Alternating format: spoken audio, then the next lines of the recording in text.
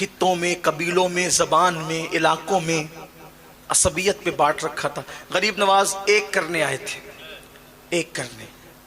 میں اکثر اپنے بھائیوں سے کہتا ہوں صوفیہ کا مسلک دو کرنا نہیں ہے، ایک کرنا ہے، ٹھیک؟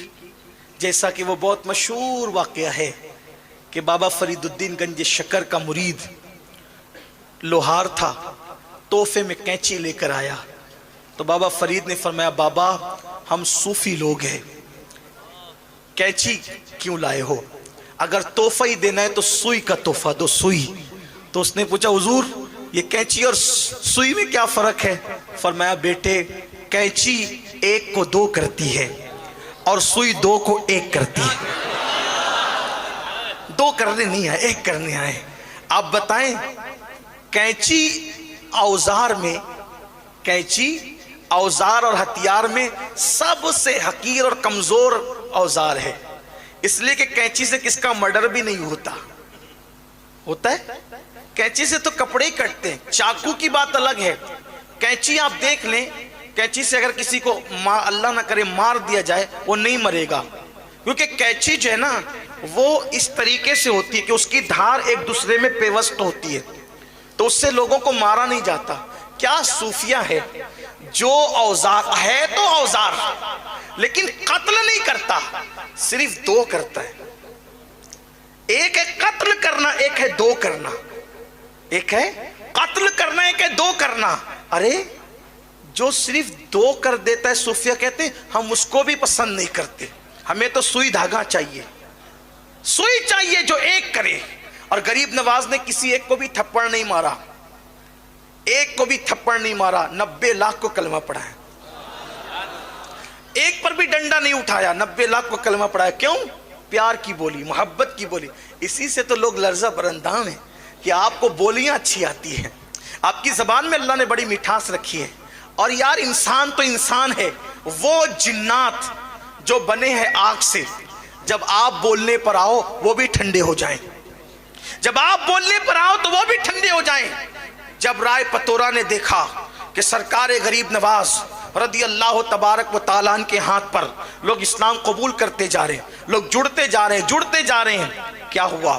اس کو بڑا ٹینشن تھا میرا تختہ نہ پلٹ جائے، میری حکومت نہ چلی جائے۔ اپنے آپ کو سمجھتا تھا بہت پاورفل، لیکن یہ بھی سمجھتا تھا اچھی طرح کہ یہ فقیر جو کر سکتا ہے وہ کچھ نہیں، کوئی نہیں کر سکتا۔ اس نے سوچا لوگ اس کی طرف جا رہے ہیں، بڑھ رہے ہیں، اس کو ختم کرو۔ جادو کروایا، مشہور بات ہے، جادو کروایا، پتھر کو 2 انگلیوں پہ روک دیا غریب نواز۔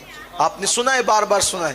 پانی بند کیا، غریب نواز نے کاسائی میں سمیٹ لیا، کاسے میں سمیٹ لیا پورے انا ساگر کو۔ پھر کیا ہوا؟ پھر سانپ بھیجے، بچھو بھیجے، بہت کچھ کیا۔ آخری میں جب سب کر کے تھک گیا تو ایک جنات تھا، اجمیر معلیٰ کی سرزمین پہ انا ساگر کے کنارے کھڑے رہتا تھا، لوگ اس کی عبادت کرتے تھے۔ آخری حربہ اجمیر والوں کے لیے، مدد کے لیے وہی تھا کہ جنگوں میں ادھر ادھر جب بہت مشکل آتی تو کہتے سادی دیو کو تو مدد کر۔ کہا جاتا ہے کہ جب وہ چلتا تھا تو ایسے پیر رکھتا تھا کہ زمین میں دھمک ہوتی تھی، لوگ ڈرتے تھے اس سے۔ رائے پتورا نے کہا وہ فقیر 2 انگلیوں کے درمیان مسل دینا اس کا کام ہے، اس کا اتنا چھوٹا سا کام ہے بس کہ اسے مسل دیا جائے۔ وہ چھوڑتا ہی نہیں ہے ہندوستان، اجمیر چھوڑ کے جاتا ہی نہیں ہے، لوگ مسلمان ہوئے جا رہے ہیں، اس کے قریب ہوئے جا رہے ہیں، جا اور اس کا قصہ تمام کر دے۔ اس نے کہا یہ تو میرے لیے چھوٹی سی بات ہے۔ وہ ہنسا اور ہنس کر کے کہا مجھے لیے چھوٹی سی بات ہے۔ وہ جا کے غریب نواز کے سامنے کھڑا ہو گیا۔ ان دنوں غریب نواز کا قیام ایک درخت کے نیچے انا ساگر کے کنارے تھا۔ اس نے کہا اے فقیر تو اجمیر اور ہندوستان چھوڑ اور چلا جا یہاں سے۔ پیچھے اجمیر کے لوگ کھڑے تھے۔ یہ اجمیر اجمیر اس لیے کہہ رہا ہوں کہ میں تاریخ بیان کر رہا ہوں، ورنہ جب بھی ہم غریب نواز کی نسبت سے شہر کا نام لیتے ہیں تو اجمیر معلیٰ اور اجمیر شریف کہتے ہیں۔ یہی ہمیں تعلیم دی گئی ہے، ہمیں حکم بھی ہے، ادب ہی ہمارا مسلک ہے، ادب ہمارا مذہب ہے۔ تو اس نے کہا کہ آپ اجمیر چھوڑ دیں، کیونکہ اس کی بات نقل ہو رہی ہے، اس نے جو کہا وہی کہوں گا، ورنہ اگر وہ یہ کہوں گا اجمیر شریف تو کہا اس نے کب کہہ دیا تھا اجمیر شریف؟ یہ بھی تو مسائل ہیں۔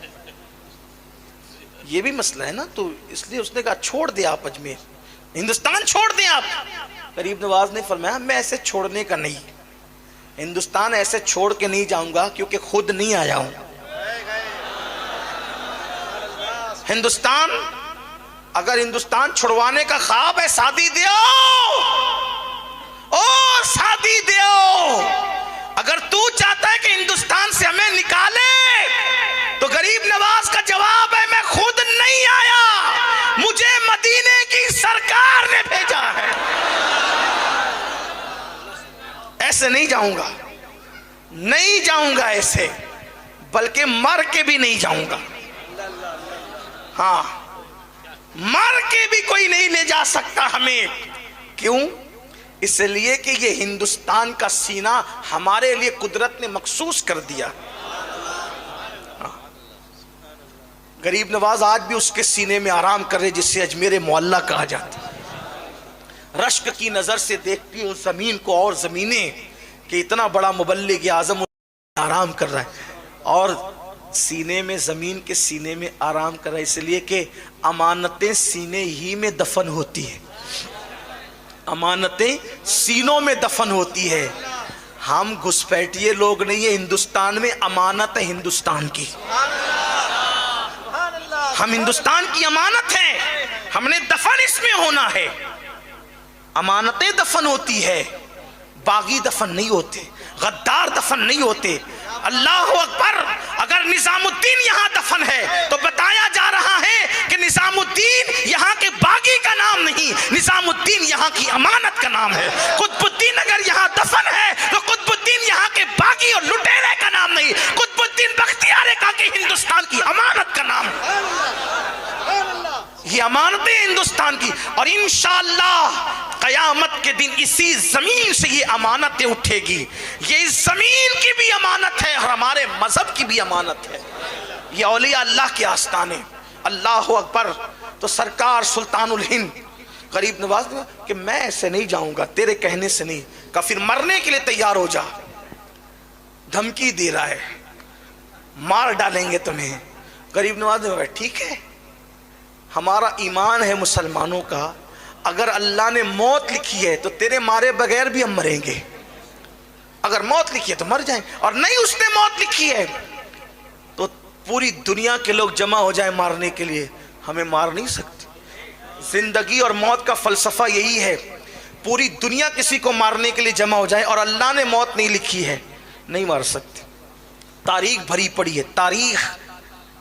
نمرود مارنا چاہتا تھا ابراہیم علیہ السلام کو، پوری نمرودی پارٹی جمع تھی، آگ میں ڈال دیا، مار سکے؟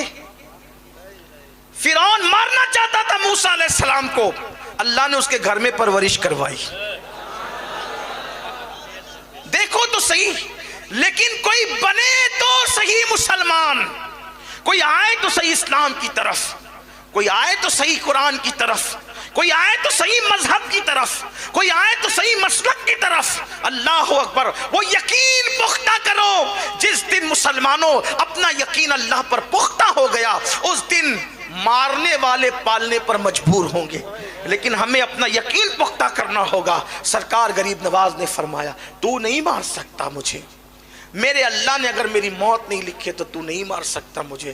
اور پھر آپ نے اس پر ایک حملہ خود کیا، فرمایا کیوں نقصان اٹھاتا ہے، نقصان کیوں اٹھاتا ہے؟ تو بھی کلمہ پڑھ مسلمان ہو، فائدے میں رہے گا، تیری مراد پوری ہوگی، تیری تمنا پوری ہوگی۔ پیچھے لوگ کھڑے تھے، اب اگر جو لوگوں کا خدا بن کے کھڑا ہو اور کوئی اس کو کہے کہ تیری بھی مراد پوری ہوگی، جو لوگوں کی مرادیں جو ہے وہ باتیں کرتا ہے پوری کرنے کی، اگر اس کی مراد کی بات کی جائے تو اس کو شرمندگی نہیں ہوگی؟ اس نے کہا میری کیا مراد ہو سکتی ہے؟ فرمایا بتاؤں؟